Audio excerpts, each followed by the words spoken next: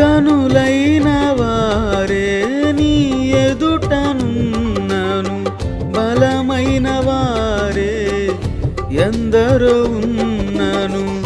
కన్నీళ్ళ కడలిలో శ్రమల సుడులలో నా స్థితి చూచి నన్ను చేరదీసి మార్చితివి నీ పత్రికగా. కడవరకు నీ సాక్షిగా మార్చితివి నీ పత్రికగా. కడవరకు నీ సాక్షిగా. నాలో ఏమి చూచి నీ